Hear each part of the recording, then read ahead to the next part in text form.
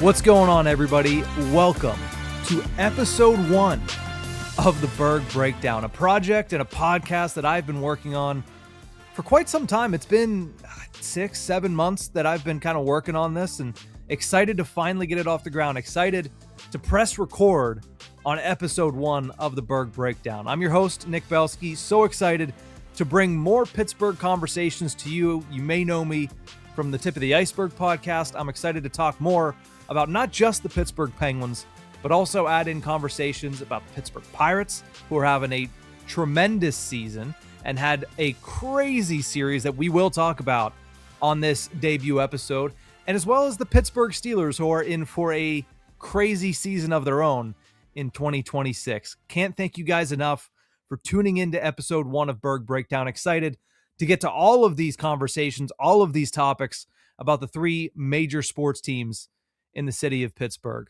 But there's no place to start other than the Pittsburgh Pirates. I mean, how about them Buccos? They just swept the second best team in all of baseball in the Milwaukee Brewers. It helps that they are an NL Central rival that just kind of is the cherry on top there. But they outscored the Brewers 24-13 over this past weekend, and that really did a lot of good things for the Pirates when it comes to the standings going into the MLB All-Star break. They now have a 50-47 record, the highest above 500 that they have been in seemingly 2 months at this point, because they went, I think it was 4 to 5 weeks where it was either one game over 500 or one game below 500 or exactly 500. They teetered on that line for a while, but a great road trip against the Phillies and Nationals, and then a even better homestand against the Atlanta Braves and Milwaukee Brewers. And all of a sudden, yes, they're still 9.5 games back of the NL Central, but just 2 games outside of a playoff spot as we head into the MLB All-Star break. And the biggest storyline for this team, surprisingly, is the offense. The offense is not just a little bit better. I think it was Jason Mackey, Pirates insider, who before the season started said, well, for this team to have success, they really just need to have a league average offense, because they were so far below that line last year that all we were asking for in Pittsburgh was, can you be league average on the offensive side? And all of a sudden, not only did they get there, but this is pretty much unquestionably the best offense in all of baseball at the MLB All-Star break. They have the most hits in all of baseball with 886. In fact, they have about 30 more than the second place team. They are tied for the most runs scored with the Washington Nationals. They are first in batting average. They are second in OPS, only behind the Los Angeles Dodgers. And they are 6th in home runs. This is a team whose home run leader last year, O'Neal Cruz, finished with 20. Brandon Lau already has over 20. Ryan O'Hearn is on his tail. Sorry, I had to think there for a second. Ryan O'Hearn is on his tail. Brian Reynolds could probably get there. O'Neal Cruz, once he returns, can probably get there. There's going to be 4 or 5 players that are beyond that 20 home run mark by the end of this season.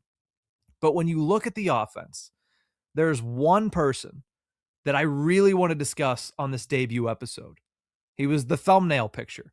He is the magician. And to me, he is the biggest surprise for this Pittsburgh Pirates team this season. Definitely the offense, but I think for the team in general, this has been the most pleasant surprise, and that's Esmerlyn Valdez. If you look at his story before this season, number 9 prospect in the Pirates system, the highest level he had competed at was AA Altoona, where he had a .260 batting average and 6 home runs in just 51 games played last year. So it's not like he even was playing extensive time in AA before the end of last season. 51 games above high A coming into this season. He had a terrific fall league in Arizona where he had a 368 batting average, 8 home runs in 19 games played. Not to mention, he put on an absolute show with Tony Blanco, another Pirates prospect, in the home run derby at the Arizona Fall League. If you don't remember that, go back and watch some of the clips online of that. That was just a heck of a lot of fun. But overall, he was a player that people looked at and said, man, he really put his name on the map last year. I wonder what'll become of him. And most people thought maybe, just maybe, he'll start this year in AAA Indy, and maybe by the end of the season, he gets to make his MLB debut. Well, season begins. He starts to tear up AAA, one of the few players early in the season that was tearing up AAA. He only had about a 255 average, but it seemed like every time he connected with the ball, it was launched out of the ballpark. So much so that the Pirates had to almost give him a look at the MLB level. There were a couple injuries. Ryan O'Hearn, namely, went down with an injury, and they decided, let's give the kid a shot. And ever since then, he has been on absolute fire since being called up. And then the second time when O'Neal Cruz went down, getting called up again, and now essentially being an everyday part of this Pirates lineup. Only 105 plate appearances in the career of Esmerlyn Valdez in the MLB. But he has a 309 batting average, 10 home runs. That's the craziest part of all of this. Yes, he had 3 home runs this weekend, and that certainly helps whenever you have 3 in one day split between 2 games. But just under 10% of his at-bats have ended in home runs. And it's not just home runs. They're loud home runs.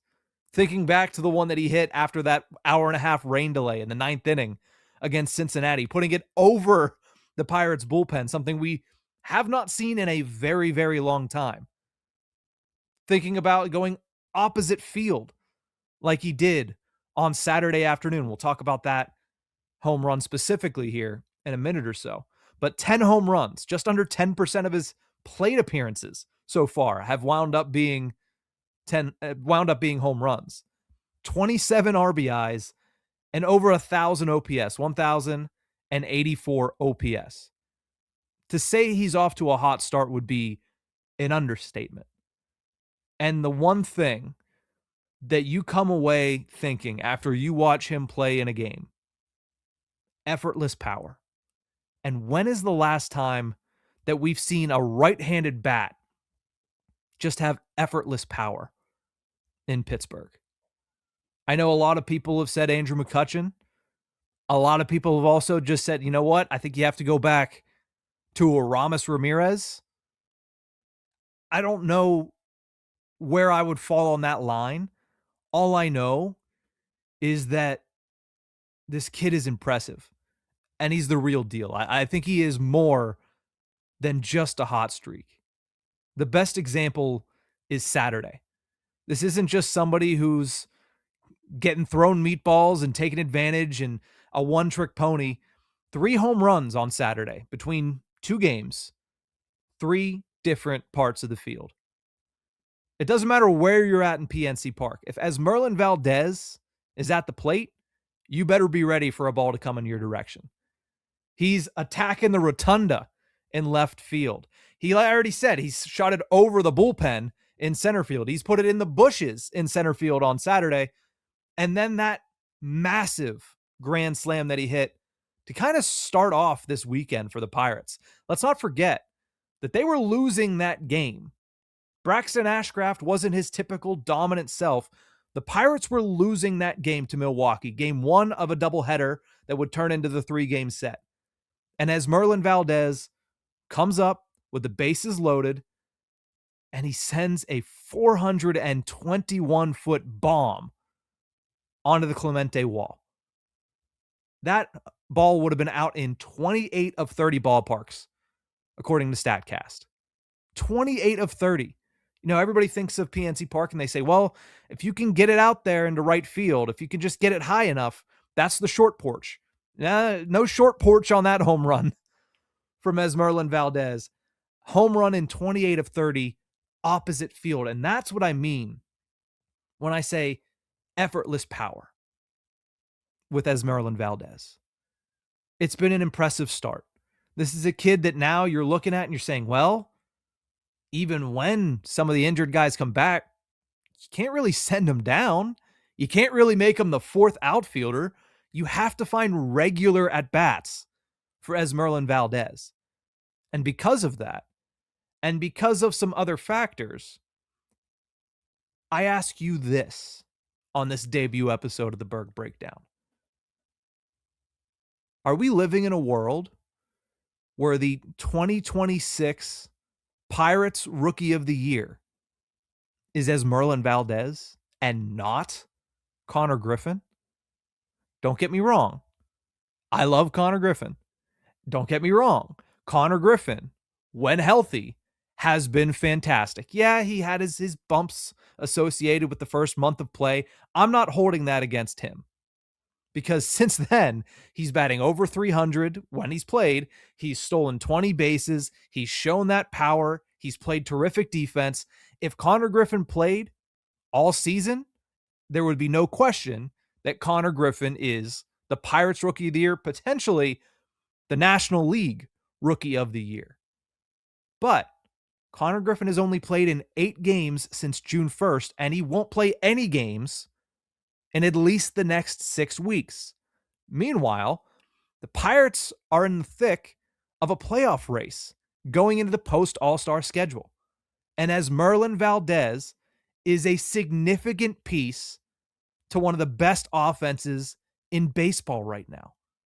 So what can Valdez do in the next 6 weeks to kind of get out ahead of Konnor Griffin? Because if Griffin comes back and the Pirates are 1 game up, 2 games up, and he goes bananas for the last 3 weeks of September to put the Pirates into the playoffs, yeah, the pendulum probably swings back. But Valdez has a 6-week head start here to try to kind of curry favor in this pretty much made-up scenario, made-up award. But we're living in a world where Konnor Griffin, the number 1 prospect in baseball, was called up this year, was given an extension, has played at a very high level, and yet there is somebody hot on his heels. Talk about a terrific problem to have if you're the Pittsburgh Pirates. If you're looking at Valdez, I said it earlier, he should be a near, if not complete, everyday player for the remainder of this season. Even when O'Neal Cruz and Spencer Horwitz come back, which we hope is shortly after the All-Star break. Probably not going to be in that first road trip when they go to Cleveland and they go to New York, but maybe that first homestand of the post-All-Star schedule. I think when you look at that, that just means they're going to have to get more creative with the DH spot. You're going to have to cycle through Spencer Horwitz, who probably needs it because he's coming off a hammy injury. Ryan O'Hearn, who's played most outfield that he's played in his entire career this season. Brian Reynolds, who could probably use a couple days off his feet. You're going to need to cycle guys through. What that essentially means is Marcell Ozuna is going to be riding the bench probably a little bit more, which he's probably not happy about because he's never been a guy that rides the bench. But when you have the start of the season that you have, and the rest of the team just winds up being the best offense in baseball, that's going to happen, right? Marcell Ozuna's hitting over 260 since June 1st. The only issue is he really hasn't played a lot of baseball, so his overall numbers have not been that much improved. He's above the Mendoza line. That's a positive. He hit a home run on Sunday. That's a positive.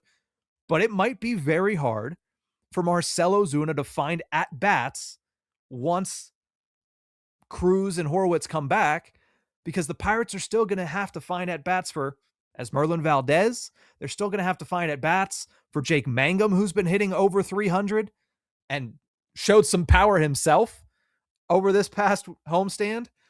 It's a great problem to have if you're the Pittsburgh Pirates. It's a matter of getting the pieces you expected to be able to be reliable hitters, your Brandon Lows, your Ryan O'Hearns, and having this unexpected gift fall into your lap this year, which is the emergence, in my opinion, ahead of schedule emergence of Esmerlyn Valdez, the magician, somebody who is quickly and rightfully so become a fan favorite. All right, loved talking about the Pittsburgh Pirates. Let's chat a little bit about the Pittsburgh Steelers, because before you know it, football season is going to be here. I mean, training camp is just 2 weeks away in Latrobe, Pennsylvania. But the funny thing is, as we'll talk about this over the next couple of weeks leading into training camp with the Steelers, there's not a lot of competition to watch. I mean, if you're talking biggest storylines at Steelers training camp, most of it isn't about position battles. It's about, well, it's the first training camp for Mike McCarthy. How different is that going to be with him versus how it was with Mike Tomlin? It's other stuff besides position battles. Yeah, everybody's going to talk about, well, who's going to be the backup quarterback? Is it going to be Mason? Is it going to be Will Howard? Is Drew Aller going to, shock all of us? That's why preseason's going to be fun to watch. But the only real position battle when it comes to starting roles is right tackle. And it's the Steelers' offensive line, which has been a question for a very long time. But it's just right tackle going into camp that really is a tried and true position battle. I mean, the good thing is you seemingly are seeing the Steelers try to find some stability at left tackle. They thought they traded up to acquire that stability 3 years ago in the 2023 NFL draft. They selected Broderick Jones 14th overall to be their left tackle of the future, to solidify that role first, because let's not forget, back in 2023, it was the early days of Andy Weidl. It was the early days of Omar Khan. And what were they trying to do? Build from the line back. That's the mantra of Andy Weidl. And the first piece of that puzzle was trading up in the draft to select Broderick Jones out of Georgia. But since then, if we go season by season, since that selection was made, the left tackle position has been a revolving door. 2023, Dan Moore gets the nod because Broderick Jones is younger and they just didn't want to put him in that position right away. Well, Chuks Okorafor was so bad on the other side that Broderick Jones just ends up playing right tackle most of the season. 2024, they draft Troy Fautanu, and they want to put him at right tackle. They want Broderick to eventually take over for Dan Moore like he should have in year one. But then Troy Fautanu gets injured, Dan Moore stays at left tackle, and Broderick once again is bumped over to the right. In 2025, Dan Moore walks out the door. They say, all right, Broderick, this is your time to shine. Left tackle, let's go. And he starts to build some momentum. It wasn't pretty at the beginning, but he finally starts to build some momentum. And then the freak neck injury happens. And then Dylan Cook is your left tackle for the final 5 games of the season, starting the final 4. We fast forward to OTAs earlier this year. And who is it left tackle? It's not Broderick Jones, because he's still trying to come back from that neck injury. It's not Dylan Cook, who acquitted himself well in that position. It's Troy Fautanu, who played left tackle in college, but for the past 2 years has been shoehorned in at right tackle. Now, Troy Fautanu, a lot of these guys will all say, it doesn't really matter. I can switch left and right. I can play both sides. Fine. But something about it, to me, is play them where they played well enough to make you want to select them. Troy Fautanu was a left tackle at Washington. So I'm very happy to see Troy Fautanu at left tackle in Pittsburgh. And that leaves it whole at right tackle. Hence, the biggest, really only position battle going into training camp in 2 weeks. Who is going to start at right tackle? There is a leader in the clubhouse going into this thing, and it's Dylan Cook, who was your left tackle at the end of last season. He stepped up big time to start in those final 4 games, and it's one of the biggest reasons that the Pittsburgh Steelers were able to win the AFC North and go to the playoffs. If you look at Dylan Cook and what he was able to do, only 1 sack allowed and 1 penalty in 289 snaps at left tackle last year. Those are according to Pro Football Focus. So he's the leader in the clubhouse. He's the guy that is probably going to get the first crack at things when they get to Latrobe. Behind him are two names. Both of them, first round picks in the past handful of years. I would say right now, second on this list, second in this competition, simply because he's healthy, is 2026 first round pick Maxi Honichor. I'm excited to see kind of how much opportunity is given to him, because this is a new coaching staff.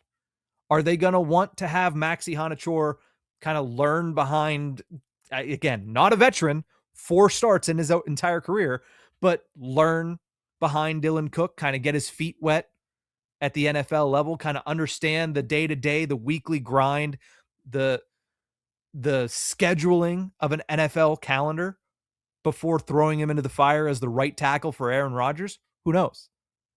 To me, that's the biggest question mark. That's the biggest thing I'm watching in this battle. Is I believe Dylan Cook will get the number 1 reps going in, but how much is that split going to be? How many reps is Maxi Honichor going to get in this training camp scenario? So you have Dylan Cook, you have Maxi Honichor, and then you have Broderick Jones, who, once again, seemingly will be moving over to right tackle, putting him out of position again, but in a position that he played for 2 years at the NFL level. He played in 2023. He played in 2024. It feels like he's the guy they're willing to risk moving around to get everybody else back into their natural positions. I already mentioned Troy Fautanu, back into the position he played in college at left tackle. Maxi Honichor was drafted as a right tackle, so he stays in position, but Mason McCormick moves from right to left. Mason McCormick in college was a left guard, so putting him back in his natural position. And then you do move Spencer Anderson from left guard to right guard, and Zach Frazier stays at the center. I hope this sticks. I hope these moves that they made in OTAs stick, because they have a lot of talent on their offensive line. I think that has always been the kind of buzz phrase for this Pittsburgh Steelers offensive line since, Weidl and Kahn started building it out. Is, man, there's a lot of talent there. They just need to find some consistency. They need to gel as a unit. And it's hard to do that when every year, even if you have a lot of the same faces, they're in different places. So once again, you've moved them.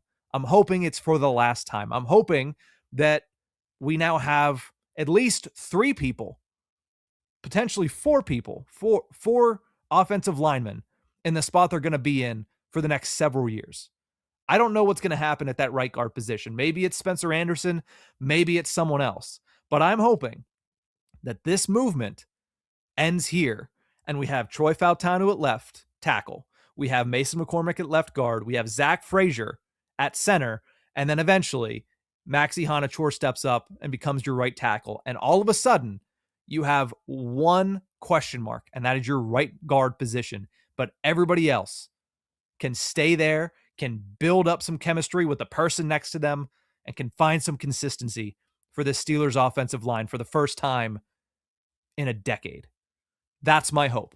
And that's what I'm going to be keeping my eye on at Steelers training camp. We'll be talking about a lot of the other storylines leading into Steelers training camp. Going to try to get some guests on, if not before training camp, from training camp would be pretty cool. Got a lot of friends that are going to be heading up there to cover this year's training camp. So we'll hopefully get some of them onto the Burgh Breakdown. But we're going to take a quick break. When we return, let's finish it off with some Pittsburgh Penguins.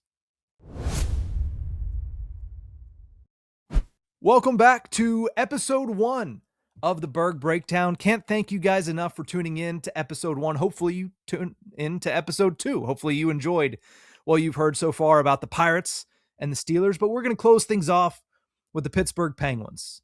It's been a busy offseason so far for Kyle Dubas and company. A couple of trades have been made, about a half dozen signings, so a lot of new faces that we're going to see in September when training camp rolls around.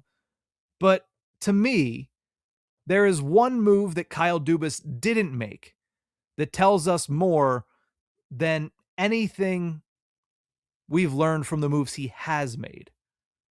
As of right now, the Penguins have not made a veteran signing at the goaltender position. And I say that as a notable absence of a move because the Penguins over the past 5 years have always had a veteran presence between the pipes. 2021, you had both Casey DeSmith and Louis Domingue.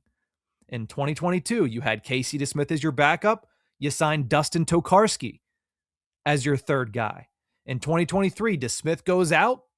Alex Nedeljkovic comes in. Who do you sign behind him as a number 3? Magnus Hellberg. In 2024, you still had Alex Nedeljkovic. And last year in 2025, Tristan Jarry wound up being the veteran. When he was traded, it ended up being Stuart Skinner that was paired with your young goaltenders.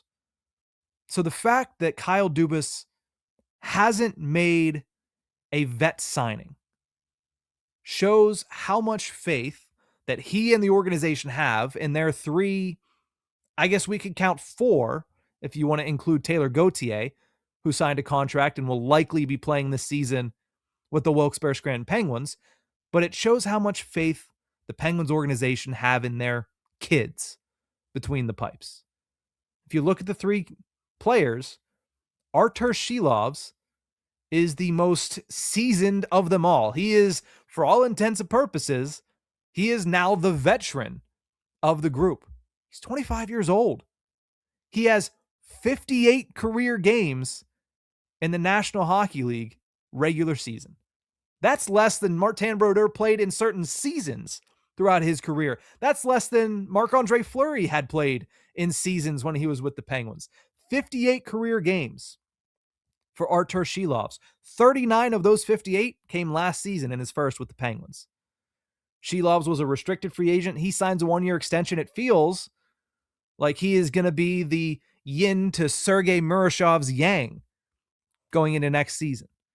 And how will Dan Muse handle the goaltending position? Probably a rotation because, well, if it ain't broke, and it certainly wasn't broke last year, much to the chagrin of every conventional hockey mind, I questioned it. I saw a lot of other people question it, saying goaltenders, when they're hot, you ride the hot hand. But Dan Muse stayed true to it. More often than not, he'd say, that was a nice start, Stu. That was a nice start, Tristan. That was a nice start, Arturs. But the next time we play, it's going to be the other guy out there. It was a rotation. And it worked. I didn't think it would. The question that we asked on Tip of the Iceberg every 2 weeks was, when is this going to be over? When are they finally going to commit to somebody as the starter and somebody else as the backup? Dan Muse didn't do that. He committed to Stuart Skinner as the starter in the playoffs, but you'd have to imagine part of that was because Artur Shilovs was dealing with a knee injury, unbeknownst to us. Otherwise, who knows what they would have done in the playoffs? I'd like to think that, yeah, they would have picked someone and stuck with them until what happened eventually happened. You go down 3-0, you need to switch something, you put in the other guy. But who knows? If Artur Shilovs was healthy in the playoffs, would they have continued to go back and forth? Or would they have done what they did, which was commit to Stuart Skinner until the last possible second, and then they pulled the ripcord and said, let's try something, let's put in Shilovs? I don't know. But it is interesting that now you have Shilovs, the vet, you have the heir to the crease in Sergei Murashov, who everybody expects to be an absolute game changer, but again, has played only 5 games at the NHL level in his entire career. He has a 1-1-2 record, an .897 save percentage, 2.56 goals against average. I think his performance is better than the numbers indicate in those 5 games. I mean, he had a shutout for his only victory over in Sweden. But again, a lot of inexperience. And you're placing a pretty important season on the shoulders of a 22, eventually 23-year-old goaltender this season. Now, everything we've seen from Sergei Murashov tells us that he can handle the pressure. I mean, go back and listen to his end of season press conference after they lost to the Toronto Marlies in the Eastern Conference Finals of the Calder Cup playoffs. If you listen to his media availability, you'll find it at Tony Androkaitis' page on Twitter. That's Tony Androck on Twitter. Go back and watch that. It seems like he's mature enough to handle the NHL mentally. But again, we don't know. It's a question mark. And then there's Joel Blomqvist.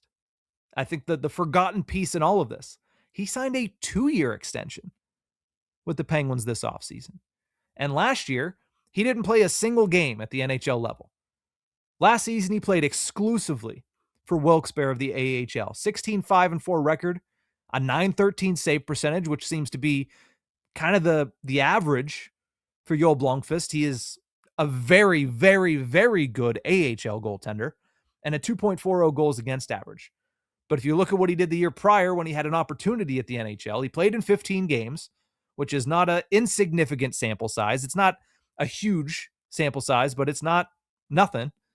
4-9-1 record, .885 save percentage, and a 3.81 goals against average. Now, again, grain of salt, because the Penguins defense was very not good 2 years ago. It was slightly better last year, and I do think it'll be slightly better this year. But the fact still stands that at least as of this point in the NHL offseason, Kyle Dubas has put his faith in 3 young, relatively inexperienced goaltenders.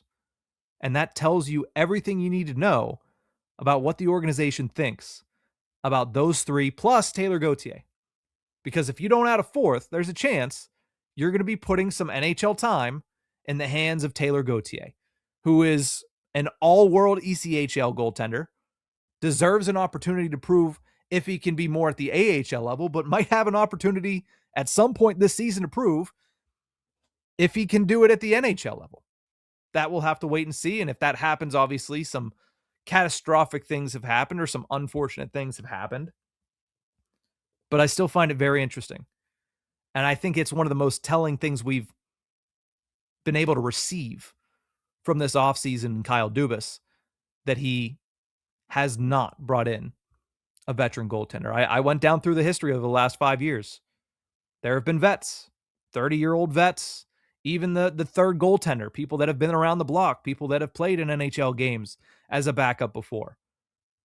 It's going to be a very interesting year once again for the Pittsburgh Penguins between the pipes, and I'm super excited because this is the first chance we're going to get to see Sergei Murashov, but also this is the second chance we're going to get to see what Artur Shilovs can do now with a little bit more of a sample size behind him, a little bit more experience behind him. We always knew he was a good playoff performer, but now that he has a year where he was able to hit and stick at the NHL level, how does he kind of build off of that in year 2? Should be a lot of fun. But this overall has been a lot of fun. Episode 1 of the Burgh Breakdown is in the books. We talked Esmerlyn Valdez. We talked, offensive line, right tackle for the Steelers, and we talked goaltending for the Penguins. I mean, this has been a super fun 30 minutes. I hope you guys enjoyed it as much as I do. If you want more Burgh Breakdown, we'll have new episodes every Tuesday and Friday. Again, talking all 3